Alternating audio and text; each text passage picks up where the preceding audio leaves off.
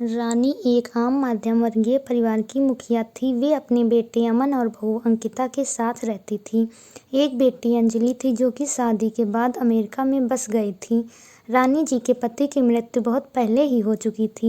अमन और अंकिता की शादी को 5 साल हो गए थे, लेकिन अब तक उनकी कोई संतान नहीं थी। रानी जी की बहू अंकिता भी जॉब करती थी, जो कि रानी जी को बिल्कुल भी नहीं सुहाता था। वे जल्द से जल्द दादी बनना चाहती थी, लेकिन अंकिता और अमन यह अच्छी तरह से जानते। अंकिता का जॉब करना कितना ज़रूरी था। रानी जी अपने बेटे अमन से इस बारे में बात करती तो अमन किसी न किसी बहाने से बात को टाल देता था। इसीलिए वे अंकिता को ही परेशान करने के बहाने ढूंढती रहती थी ताकि वह अपनी जॉब छोड़ दे। और अभी कोरोना काल में तो मानो उनके मन की मुराद ही पूरी हो गई। हालांकि वे दिल की बुरी नहीं थी, लेकिन पोते की चाह में वे ना चाहते हुए भी ऐसा कर जाती थी। अपनी हम उम्र सहेलियों को दादी बनते देखकर उनका मन दुखी हो जाता था। उस दिन भी घर में ऐसा ही कुछ हुआ। ऑफिस में काम की वजह से अंकिता देर तक सोती रही और रानी जी को अच्छा खासा मौका मिल गया। ये क्या बहू, अभी तक सो ही रही हो? पता है सुबह के 10 बज गए। अमन भी बेचारा कब से उठकर ऑफिस के काम पर लग गया है और तुम हो कि अभी तक सोई पड़ी हो। चलो अब उठकर सबके लिए चाय नाश्ता बना लो। मुझसे कुछ हो नहीं पाता है, वरना मैं तो तुम्हारे भरोसे कभी नहीं रहती, खुद ही सब कर लेती। बहू सॉरी माँ जी, वह देर रात तक काम चलता रहा, इसीलिए सुबह सुबह ही सो पाई थी, इसीलिए समय का पता ही नहीं चला। आप चलिए, मैं आती हूँ, अभी जल्दी से आती हूँ। हाँ हाँ ठीक है, मेरा कुछ नहीं, पर अमन को देख लो, उसे कुछ चाहिए तो नहीं? कब से उठा है बेचारा। हे भगवान, मुझे जल्दी से ठीक कर दे ताकि मैं ही अपने बेटे का ध्यान रख सकूं। रानी जी ने नाटकीय अंदाज में कहा। रानी जी ने अपनी बहू अंकिता को उठाते हुए कहा। अंकिता ने घड़ी देखी तो वाकई 10 बज गए थे। आज उसकी आंखें कैसे नहीं खुली। वह जल्दी जल्दी अपने काम निपटाकर हाल में आई तो अमन अपने लैपटॉप के साथ ऑफिस के काम कर रहा था। उसने किचन में जाकर चाय नाश्ता बनाया और फिर रात के बर्तन साफ किए और झाड़ू पोछा करके नहाने चली गई। दरअसल कोरोना वायरस की बढ़ती बीमारी की वजह से शहर में पूरी तरह लॉकडाउन किया गया था, इसीलिए काम वाली बाई भी नहीं आ रही थी। अंकिता एक खुद इंटरनेशनल कंपनी में काम करती थी। उसका ऑफिस टाइम निश्चित नहीं होता था, अधिकतर उसे रात में देर तक काम करना पड़ता था। कल भी उसका काम देर रात तक चलता रहा, इसीलिए वह देर तक सोती रही। अंकिता नहाकर आई तो देखा कि उसकी सास अपने कमरे में अपनी सहेली से फ़ोन पर बात कर रही थी। बातचीत में उनका नाम सुनकर अंकिता सास की बात नौकरी करने के खिलाफ थी। इस शौक से पर साथ साथ घर के काम भी करें। मैं तो बदन दर्द का बहाना बनाकर बैठ जाती हूँ, नहीं तो सारे काम का बोझ मेरे सिर पर आ गिरता। मैं कोई मुफ्त की नौकरानी थोड़ी ही हूँ। मैं तो कहती हूँ तुम भी यही किया करो।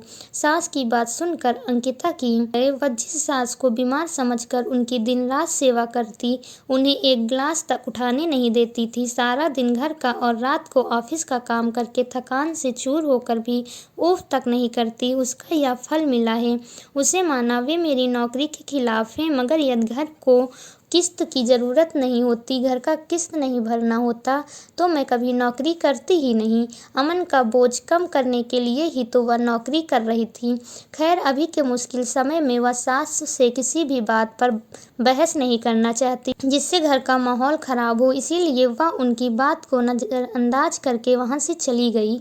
लेकिन उसकी नज़रों में रानी जी की इज्जत ज़रूर कम हो गई थी। दूसरे दिन सुबह सुबह रानी जी की बेटी अंकिता का अमेरिका से फ़ोन आ गया। सीमा की सास उसके पास अमेरिका आई हुई थी।